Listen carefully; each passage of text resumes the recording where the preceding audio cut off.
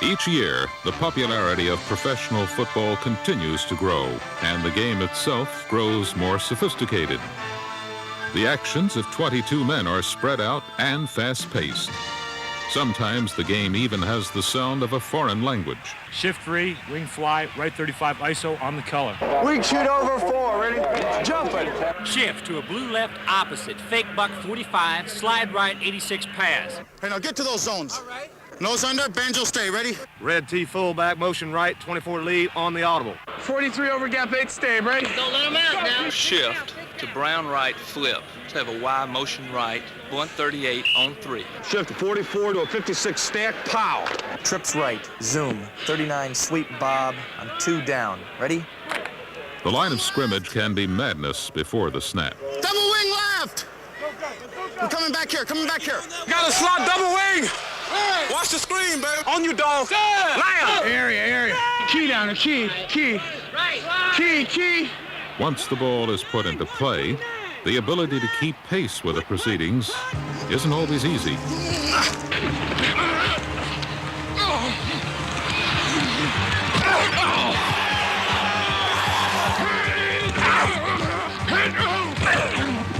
Get up in her hole! Get up in her! Okay, let's do something with it! Come on, D! Die, you dogs, die! Die, you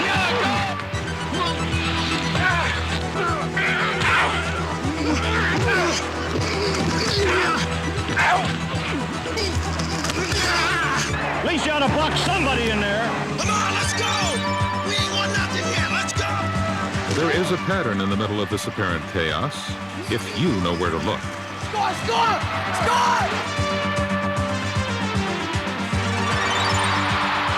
Dog it! Great call! What a great call!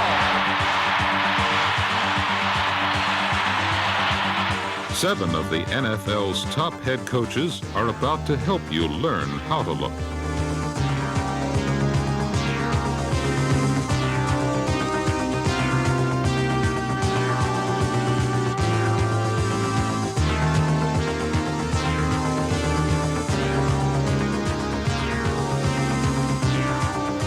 Your video disc player will let you slow down the game so that you can examine its parts in detail. These coaches, through this video disc program, will teach you how to watch pro football.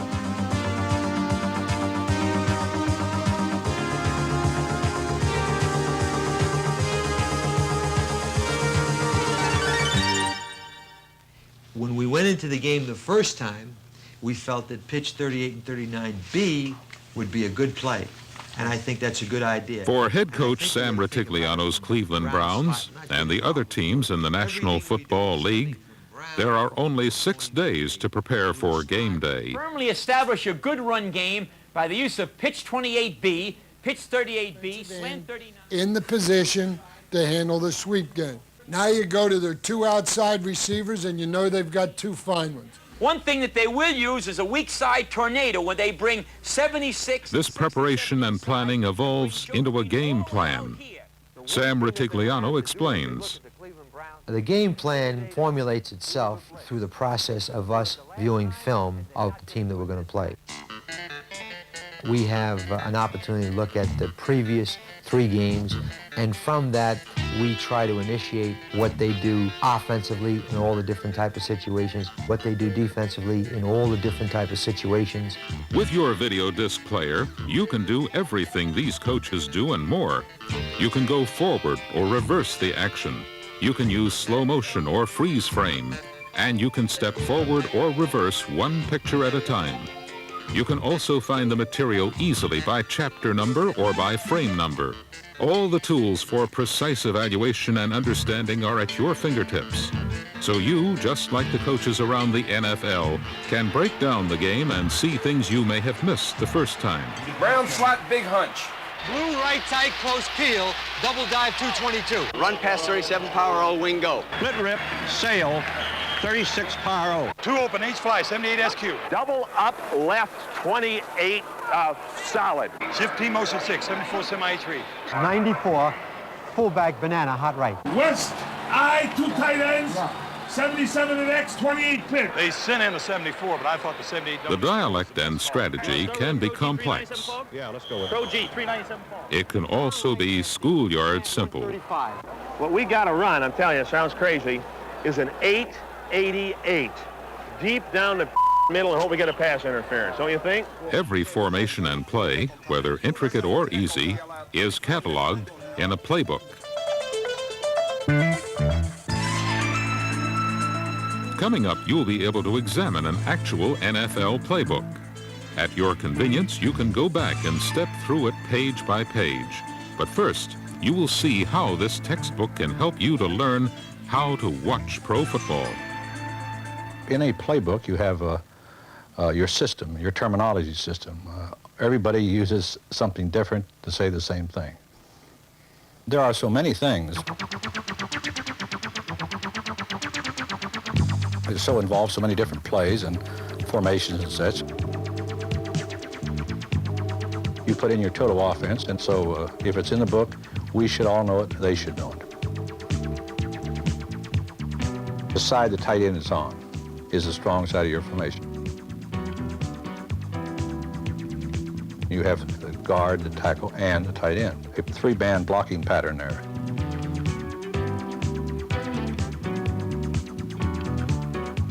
The weak side, or the split side, we hate to use the word weak because then everybody thinks they're weak, is where the split end is.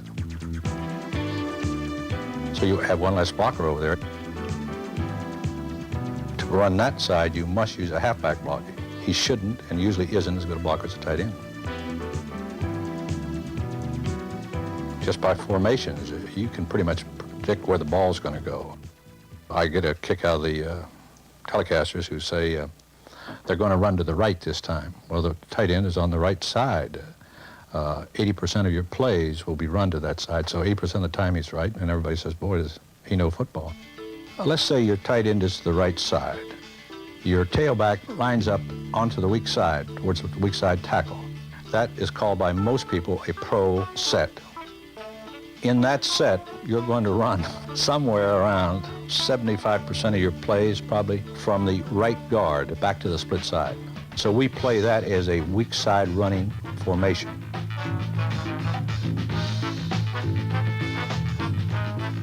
Split formation, all it means is that the fullback moves himself over into the strong side of the formation. You have nobody in what the people know as the normal fullback position. You can sweep from it fairly well at times.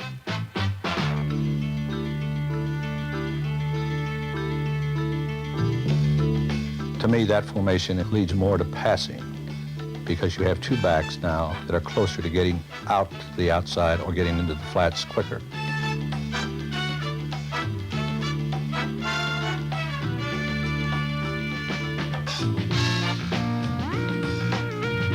The I formation basically is the quarterback, and then the fullback is in a 3-point stance, and behind him at various distance is the tailback. He's 7.5 yards deep. It is the one formation, in my opinion, that you can run outside to either side.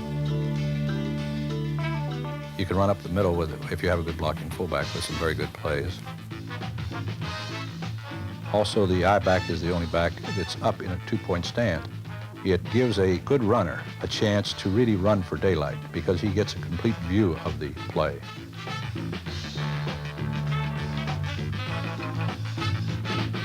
Every formation has tendencies, so that's the first thing we have to know.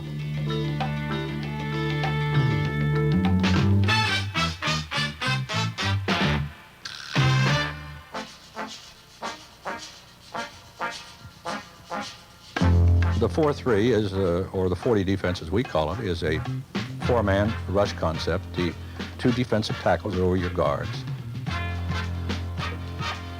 2 defensive ends are slightly outside your own tackles. You have a weak side linebacker, and you have a linebacker who's always over your tight end. And there's a middle linebacker. He controls the charge of those people. There are various stunts they can use and such. I think one of the primary strengths, and for years, people still use it, you have 4 men to rush. 4 men who are taught to rush, work and rush, and with the various stunts you get in and the way they can overshift it and such, you can get in a lot of other defenses too. The alignment of the 3-4 defense is that there's a man on the center. There's 2 defensive ends in the ball game over either tackle, and that's all the down linemen you have. You have a linebacker over the tight end, and you usually have a linebacker on the split side, and 2 linebackers inside.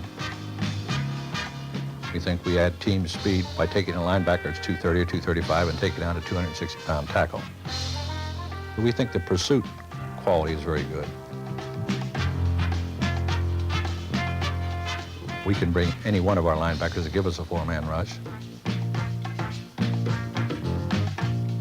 We can bring them all, give us a 7-man rush. When you throw against it, they drop 8 guys back there. There just doesn't seem to be any room to throw the ball. Now, you can throw short against it and things like that, which people do. But again, I say that I think it's a very good defense.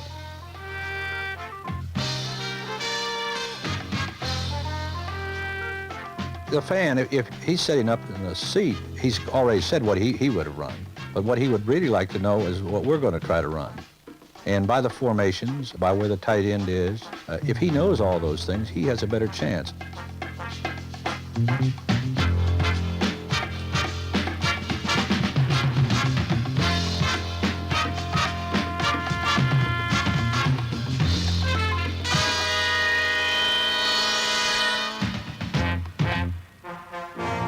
I would say defense is very much a planned, coordinated attack. At one stage, I think, in the National Football League or in football in general, defense anyway was a sit, read, and react.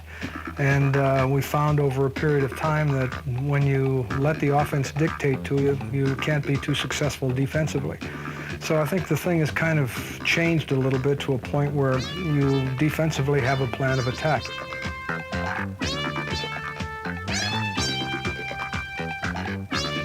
We're trying to come off the ball, control the line of scrimmage, control the blockers.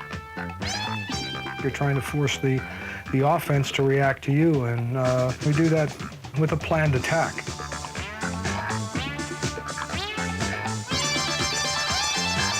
Everybody has a first job. Let's say a defensive tackle, for example, is setting in there, and he's responsible for the area between the center and the guard.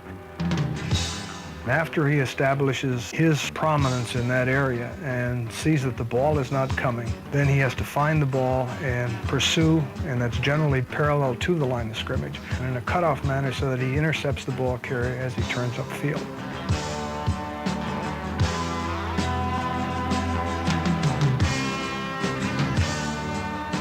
There are several theories in stopping or defensing the run. One of them is to take a gap, everybody assigned a gap, and attack it, not allow a team to have a gap.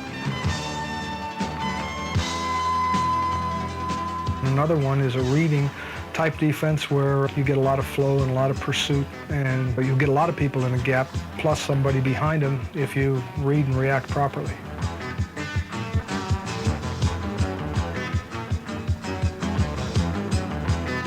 Well, to stop the sweep, the primary responsibility falls on your 4 people in the secondary plus your linebackers who are engaged in a support. They have to read the difference between pass and run.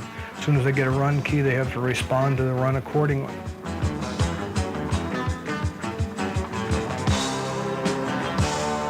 The job of the primary support man, the corner or the safety, who's ever involved, is to recognize the run and get to it in its formative stage.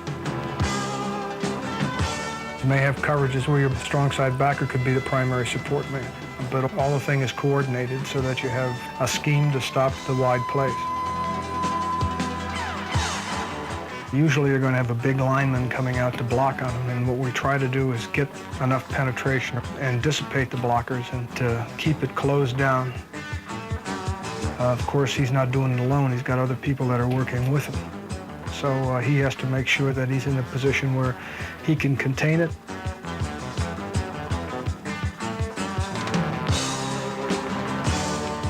Or he can force it, pressure it so much that it's forced deep, and then the pursuit can enter into the play.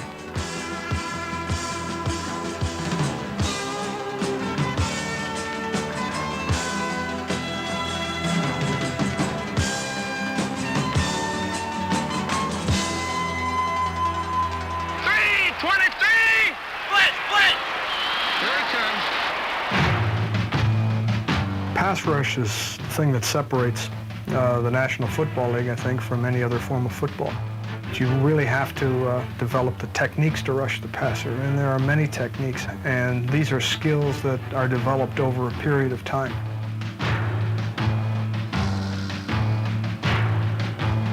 We're after getting in his way, getting in his face.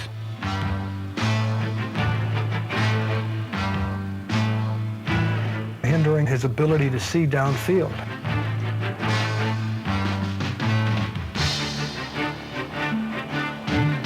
Make him put it up in the air as quickly as possible. They can't throw the ball, they can't follow through properly. We want to limit the amount of time that the quarterback has to throw the football. So obviously you've got a different rush technique based on how the quarterback's set. If you got a shallow setting quarterback, you want to pressure in the middle.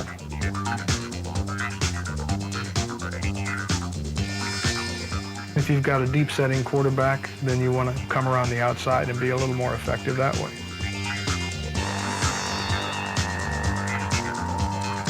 It's not only an individual pass rush one-on-one where one man is against one defender, but you'll get involved in what we call games or planned pass rushes where we're stunning and trying to help one another on the pass rush.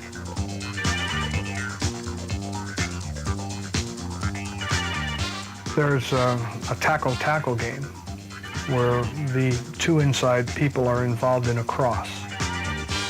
What you're trying to do is get penetration inside with one of the defensive tackles and then the other one coming around the outside. We call that a tackle-tackle game.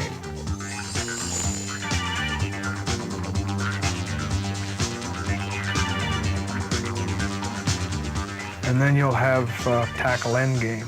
The tackle end game is the tackle going first, and then the end coming around underneath in a crossed fashion.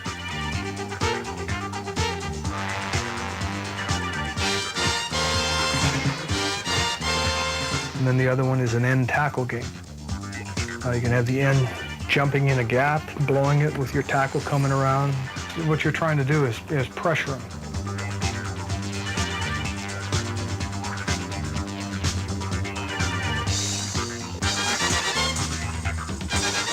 All these things fall into place. And then, of course, there's the blitz, the area where you come with your linebackers and your secondary people who normally are covering on the pass to get a great deal of pressure on the passer, on the quarterback, and try to disrupt what they're doing.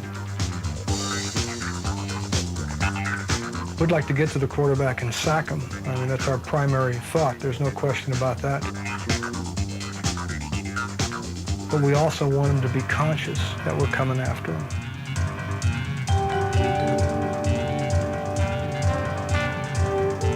He knows the rush is getting close.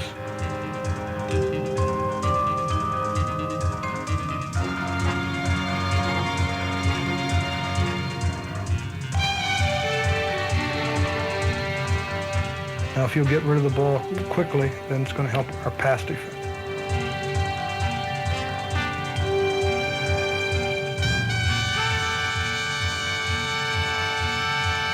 Well, I think you have to play great defense to be a champ. If you can't stop the other team, you never give your offense enough opportunities.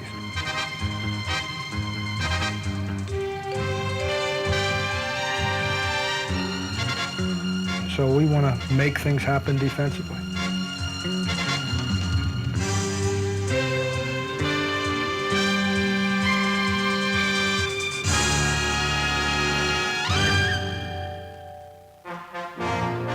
Pass coverage ties in with the defensive lineman's rush, and in order to have a complete defense, you have to be able to do two things.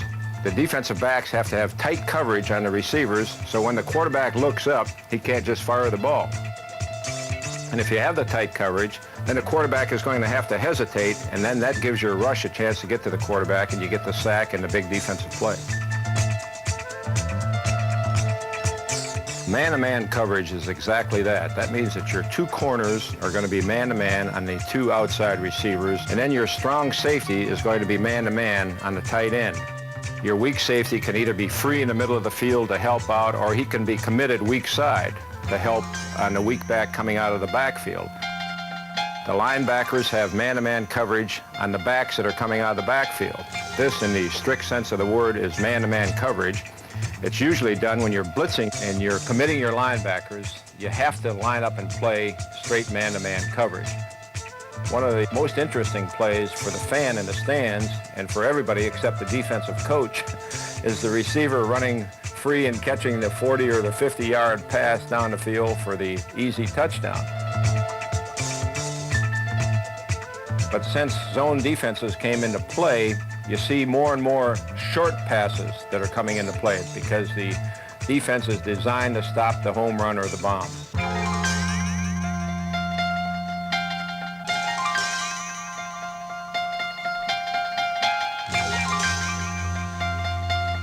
Zone defense, as far as I know, dates way, way back. I broke in as a defensive back in 1951, and they were playing some forms of zone defense at that time. Since then, it's become more and more sophisticated.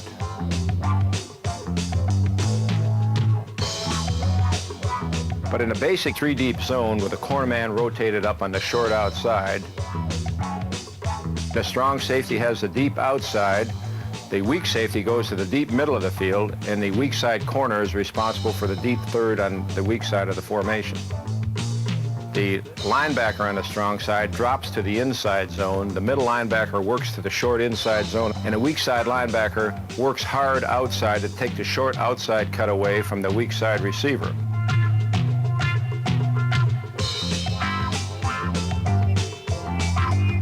An inverted zone means that instead of the true outside rotation with a cornerman coming up and the strong safety going to the deep outside, on an inverted zone, the strong safety will run to the short outside and the cornerman will drop back and take the deep third of the field on that side.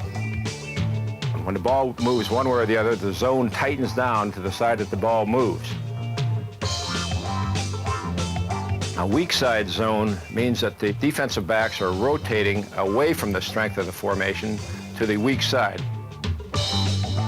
When they're rotating to the weak side, this means that the three linebackers then will drop to the strong side to give you the short zones.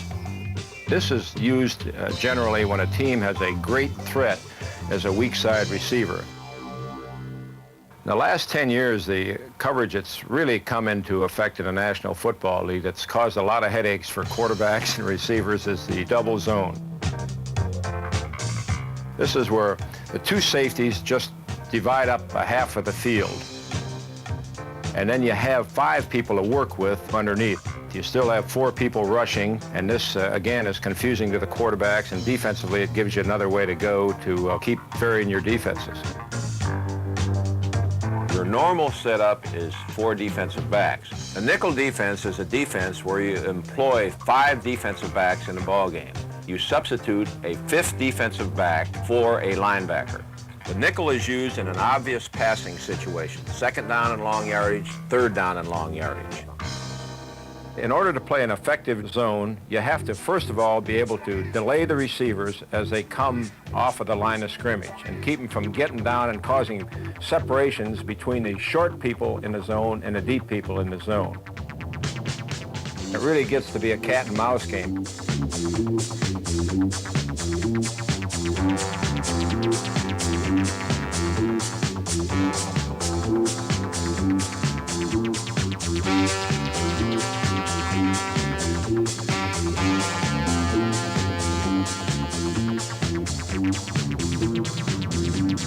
Something to remember as you are watching this or any other chapter is that with your video disc player, you can instantly review and analyze any of the material presented.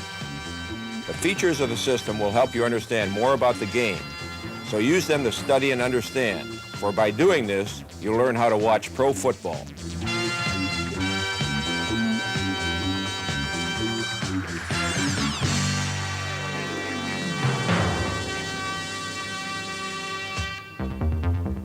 Now is your chance to utilize some of the skills you've just learned.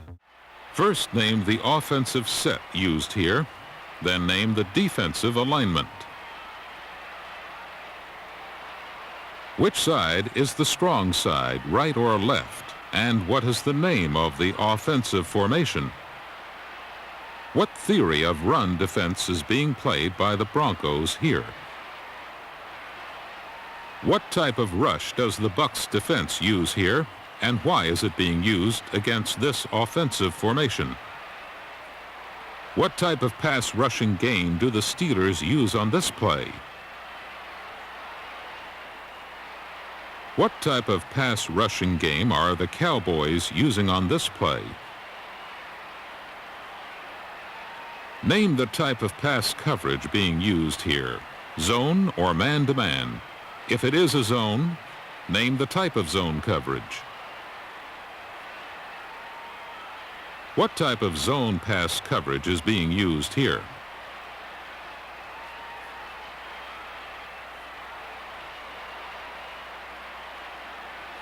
What type of pass coverage is being used here?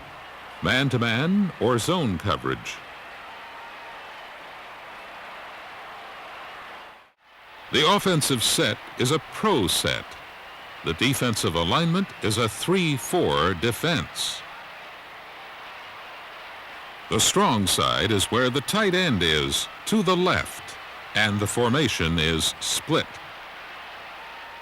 This is a gap defense. Note the defender doesn't pursue, but holds his gap.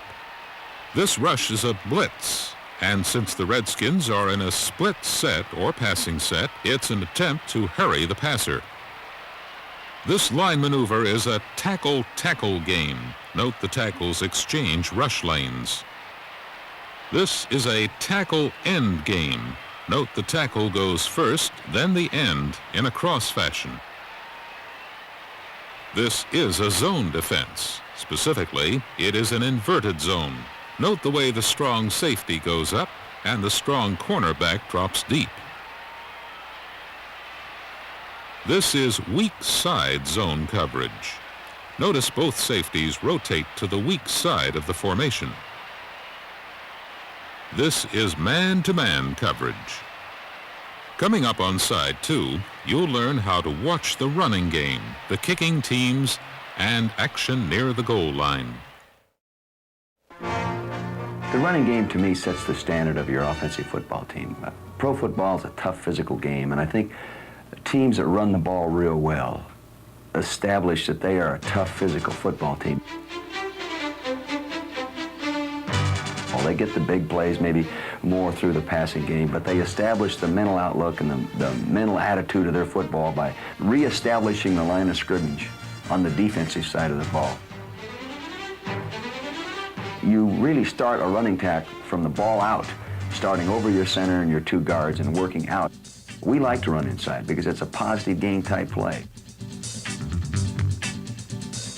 You can run inside with as many ways inside and variations of blocking as you can run outside.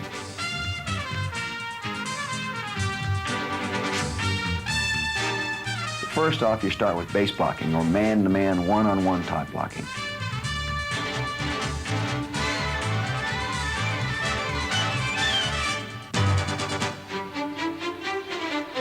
Then they usually go into a full blocking where the center blocks one way and the offside guard pulls up through the hole, say against the even defense.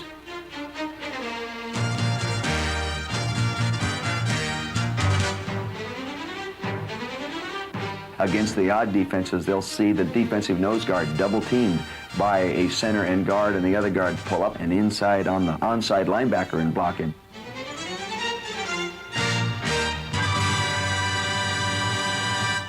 You'll all see the other kind of blocking is the finesse blocking, where they pull a lineman and run right where they pulled him.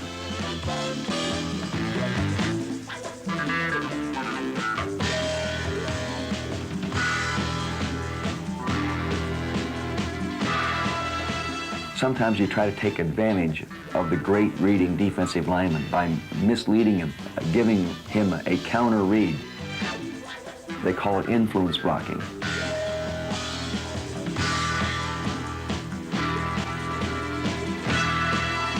You'll see what we call sucker blocking, where a lineman will pull one way and then a back will come in and block the man as he chases the lineman pulling.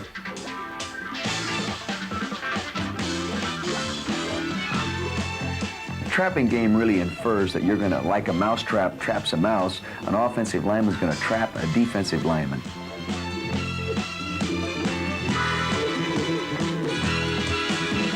It really is a descriptive term. A guy is getting trapped just like a mouse gets mousetrapped. Someone coming from the offside whacks you rather than the man right in front of you.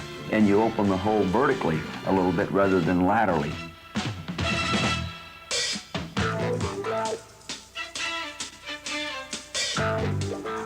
We speak of off tackle as being in your tight end tackle area.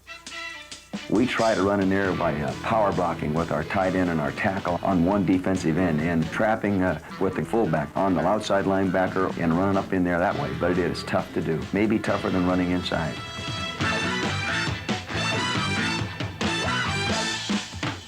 Many blocking schemes are called on the line of scrimmage. We have terminology and they work out their own terms. Area. Set! 339! Scoop! Fire! We make calls when we're bluffing calls. Area. We make calls when we're actually using the call being made. Switch! You really have to communicate to be a good offensive lineman. He scored! He scored! He's got it! He scored! The sweep game is not as it used to be in the old Vince Lombardi Green Bay Packer day. If you look at this play, what we're trying to get is a seal here and a seal here and try to run this play in the alley.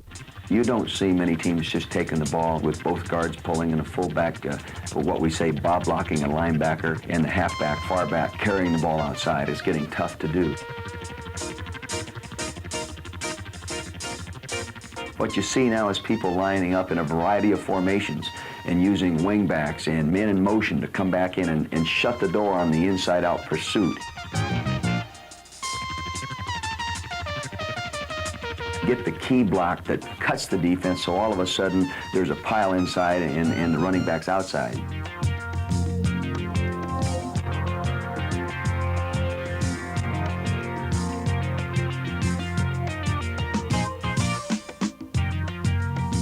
You see a lot of I formation teams now with the ball being tossed out there and keeping the line of scrimmage clean with no penetration, allowing a good running back to then run to daylight outside, which is a little bit different concept, and actually I think came from college football. If I were a fan going to a pro football game, I'd start studying the offensive line play. I'd study the two offensive guards. Usually if a team is going to run right at people, those guards are coming straight off the ball. If they're going to trap, then you'll see one guard pull and head in the direction that they're going to trap.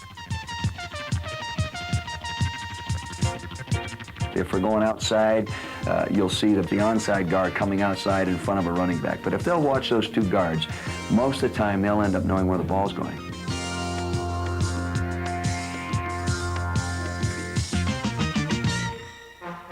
Well, the importance of the passing game is what makes, I think, the National Football League, unique. I think it's the thing that enables us to have the wide open game that we play today. It's an integral part of the game.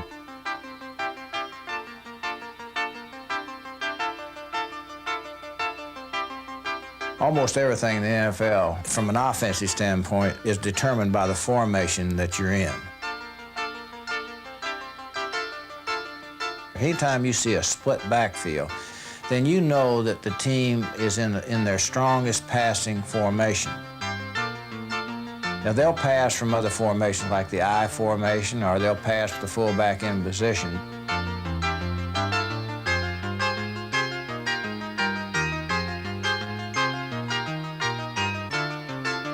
But about 90%, when you're in a sure passing down, look for the split backfield.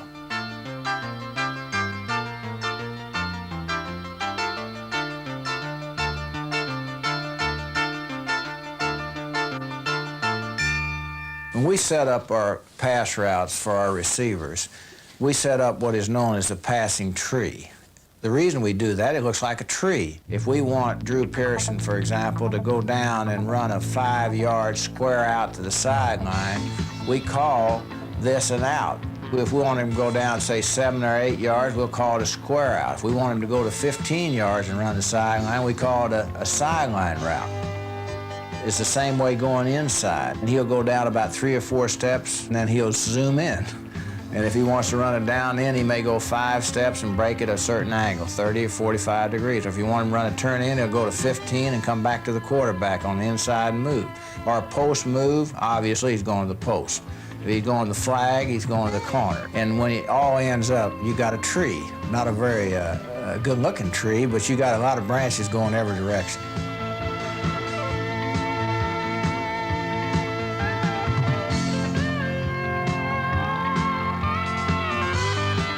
The passing game is dictated by the pass defenses that are being played. Whether it's a zone or whether it's a man-to-man coverage. Remember, in the NFL, when we go into a ball game, we're working probably against 14, 15 different pass defenses during that game. So what you do, you design a pattern, which means everybody has a designated route to run. The quarterback then must key the pass defense and go to the receiver that's beating that defense. One of them will always be open if you can just move one of them the right direction. All he's doing is timing himself up with the receiver. If the receiver's going short, you'll see him 3 to 5 yards back. He'll come back there quick, throw the ball. The receiver's going deep, you'll see him back at 10 yards and throw the ball.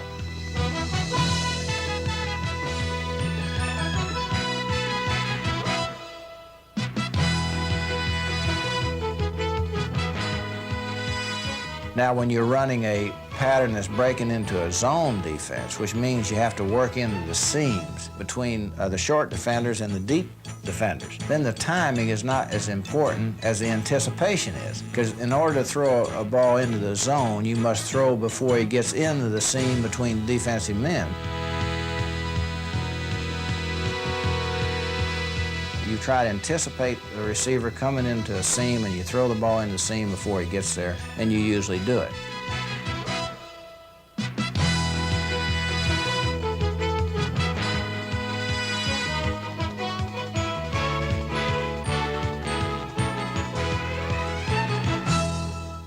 There are gimmick plays, say like a halfback pass.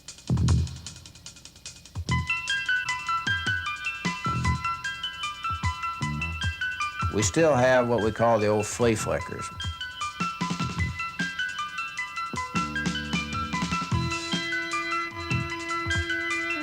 A lot of times you can fool a zone defense because most zones, they're schooled to read run or pass. If they can read the run, they'll start up. And then that's about the only time a gimmick play will get behind them. White knuckle time at RFK Stadium. Livingston, the quarterback, 1:22 left at the 36-yard line. Here's the reverse. It's the flea flicker. It's back to Livingston. He goes long down the near sideline. Brunson right over the side. All right! On the flea flicker. Touchdown for the Kansas City Chiefs.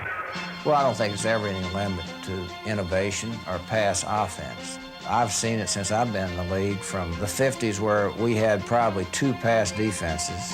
And I've seen it develop into zones now. And our zone attack is getting better and better. And I think this is what will happen in the future. They'll continue to try to spread the zones out with more receivers so your seams are wider between defenders. And when they do, they're going to be more effective.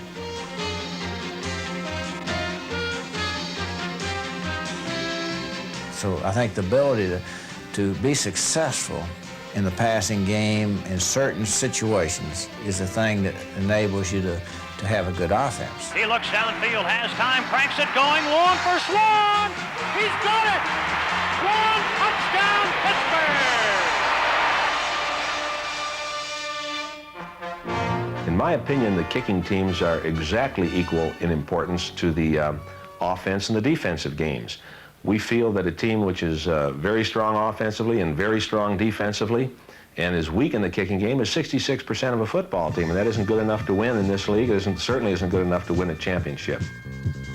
First of all, when I talk about good kicking teams, I'm never talking about the kickers. We assume that they're very proficient and they're very good, and on some teams they're better than the other. The teams in the league that have good kicking teams have great performers on the coverage units and on the return units.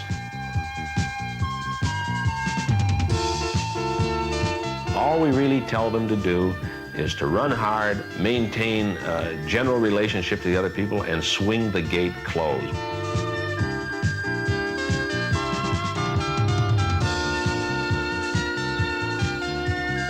If there's a break in your coverage at any time, you're in trouble. Usually someone left their lane or someone missed a tackle. So there's usually some type of breakdown. And believe me, a good punt return, the dangerous part of it is those first 3 to 5 yards. Once the great returner can do what he wants to do during that period of time, he becomes an all-the-way threat.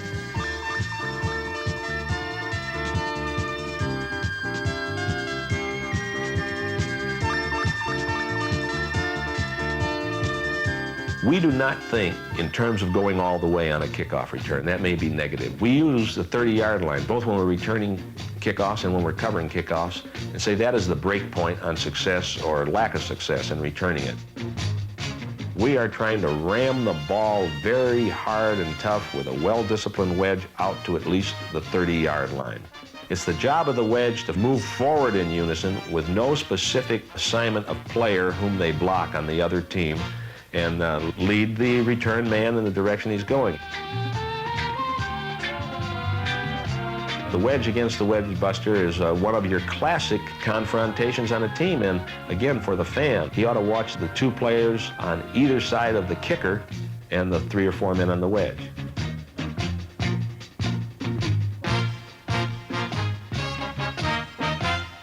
The single most important element of our entire kicking game, we feel, is punt protection. That may sound like a negative. You're trying to keep a mistake from happening. In a normal situation, you have to get a punt away in 2.2 seconds. We allot 0.9 for the snap, and then 1.3 for the kicker to handle the ball and get it away. So 2.2 is the time. I would much, much rather have a punter on our team who could kick 40 yards regularly, but hang the ball in the air 4.8 or 4.7 would be good. 5 seconds flat, that's very good.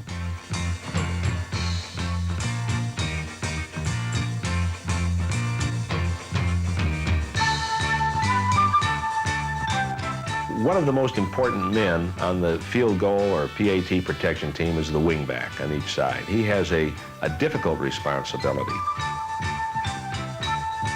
He has to seal his inside gap first, but he has to seal it in such a way so at least he doesn't remove his leg or remove his hip or remove his shoulder so that a rusher can come through the area he's vacated. If the wingback becomes totally concerned with closing down, he leaves himself very vulnerable to a good skimmer.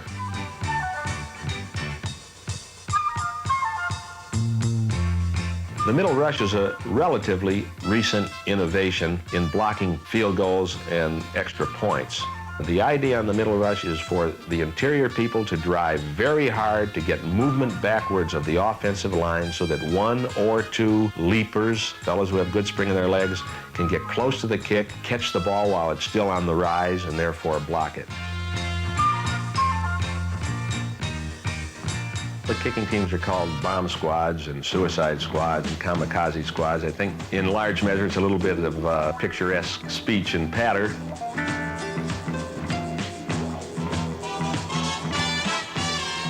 It is not just a matter of people going out and having a brawl between offensive and defensive plays.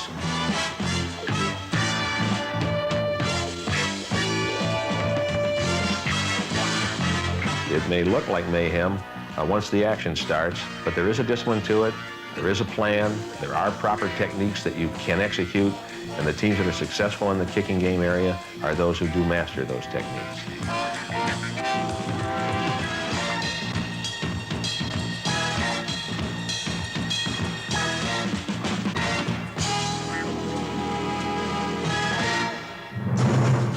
For every situation in pro football, there are 2 points of view, the offense and the defense. This clash is highlighted when the action nears the goal line.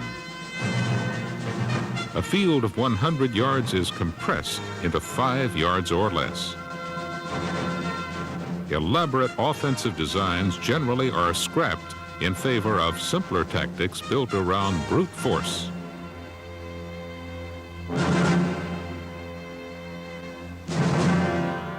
Seldom does so little yardage mean so much.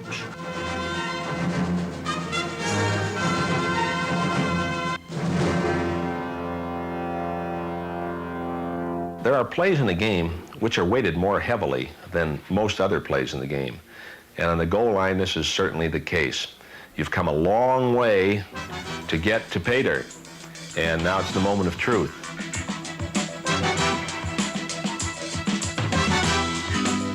You don't get that many opportunities in the game, and you've got to pay off on them, and your team has to have the mentality that they're going to get that ball in the end zone when they're down there. It takes a great mental toughness on both sides of the line of scrimmage at that time. Third down, goal to go, Kansas City for the touchdown at the 1.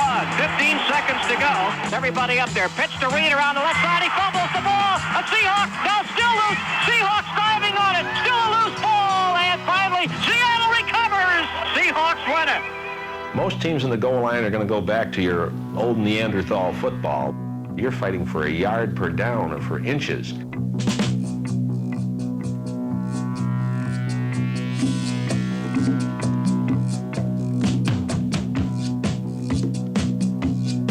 They're going to come in with 2 tight ends, and they'll usually use power running backs in the backfield. Some teams will go back to the old Model T, 3 backs in the backfield. Teams are seeking to muster maximum strength, maximum power, maximum size.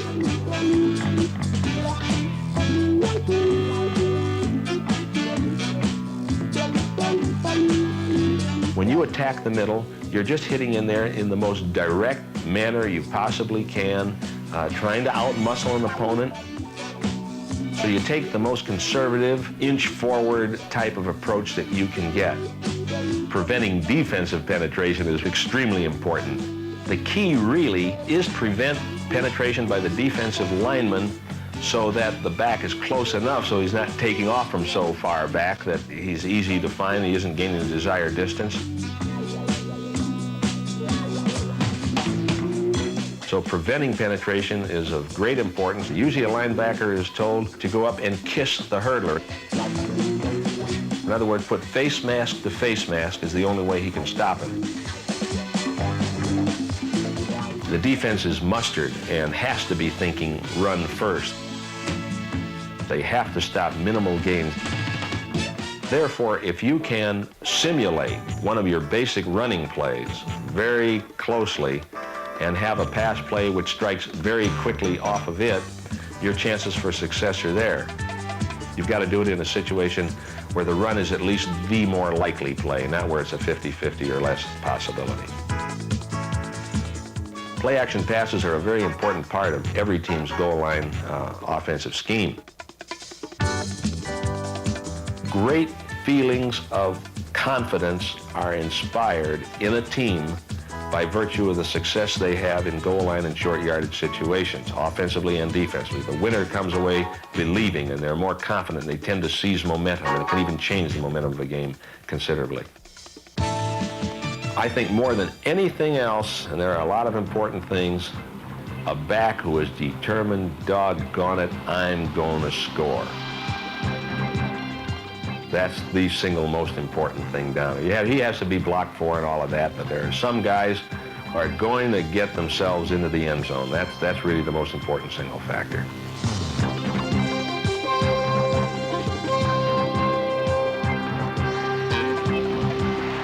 So it's down to this one play, 2nd and goal from the 7-yard line. The Oilers must score a touchdown. A field goal will do them no good. It'll be decided at the goal line. Dan Pastorini, the quarterback, hands off to Ronnie Coleman, running wide around his right side. Breaks the tackle at the 5, to the 3, the 2, fights his way, touchdown Houston. What a brilliant effort by Ronnie Coleman. Houston has won the game 20-19. Hey, let me give you a kick. All right. Hell of a run, Ronnie.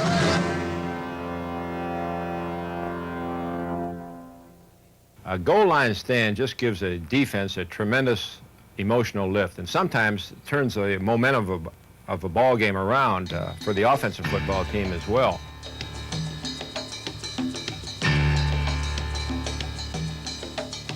The thing that we preach to our goal line defense is that if they can make it happen down there, where it's tough, if we defensively can come up with a great goal line stand, sometimes this is the determining factor in the outcome of a football game. Third down, goal to go, Kansas City for the touchdown at the was. 15 seconds to go. Everybody up there. Pitch to Reed around the left side. He fumbles the ball. A Seahawk. Now still loose. Seahawks driving on it. Still a loose ball. And finally, Seattle recovers. Seahawks win it. Many times in a goal line situation, defenses commit themselves to the inside gaps and stop the inside running. This is an effective way to keep the team from making a first down on a quarterback sneak or the fullback plunge up the middle. Basic alignment for a goal line defense is for 4 defensive linemen to be in tight charges with the 2 outside linebackers committed. The danger is if the offense gets outside. If you get a great runner outside when everybody's committed inside, you've got the possibility of a touchdown down near the goal line. First thing that has to happen on a goal line defense is that the defensive linemen and the linebackers get good penetration. They have to get down into the inside gaps. They have to get penetration so that the back that has the football can't leap and hurdle the line.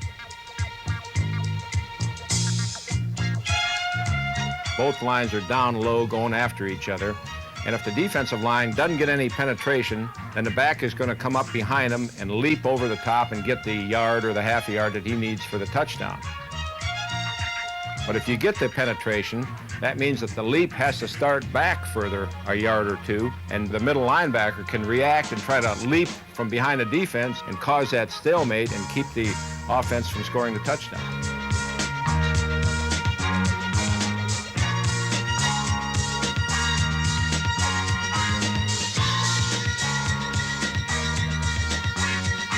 When a defense gets into a goal line defense, they become vulnerable for play-action passes.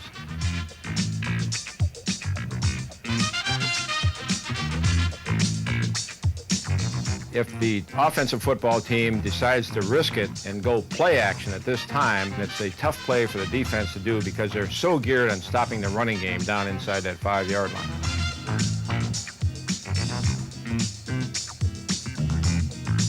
In order to be effective in a goal line defense, you have to have low, hard-charging defensive linemen and linebackers, shoot the gaps and keep the runner from going over the top. And if you do this, you're going to stop the running play. And if it is play action, you still got a chance that your cornermen can beat their receivers and stop the play action pass. Great runners seem to smell the goal line, and somehow, some way, they're going to get into the end zone. At times, there seems like there's no way that you can defense against them.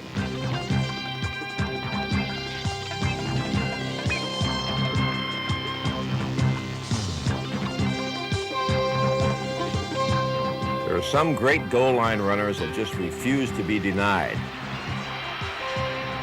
Ronnie Coleman in 1975 was one of these runners in a big play against the Miami Dolphins. He was hit several times behind the line of scrimmage, near the goal line, but somehow he managed to break tackles and get into the end zone. Of course, I was unhappy with our tackling, and in this situation, we had the shots, and if we're going to play the great defense, we have to be able to come down with it. But Ronnie had made up his mind that he was going to somehow get into the end zone, and he wasn't denied. It was an outstanding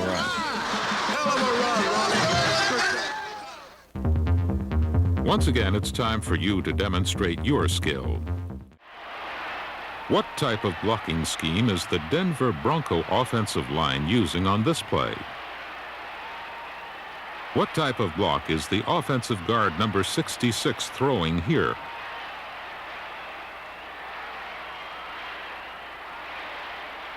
Name the style of blocking used here by the Dallas Cowboy offensive line.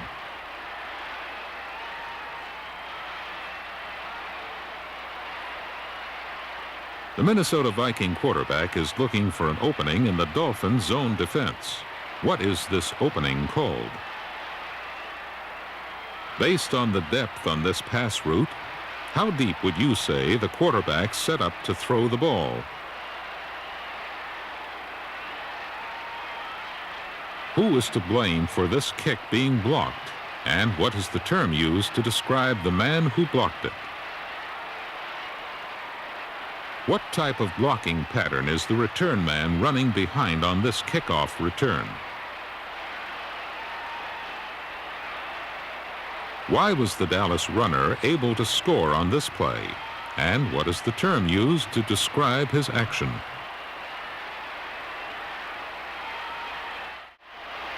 The Broncos are using base blocking or man-to-man type blocking. This is a trap block. The offensive lineman pulled and blocked someone who wasn't directly over him. This is influence blocking. By bluffing an outside play, the tackle and guard take advantage of Washington's reading defensive lineman and create an inside opening. Number 10 was looking for the seam, or the lateral space found between defenders in a zone defense.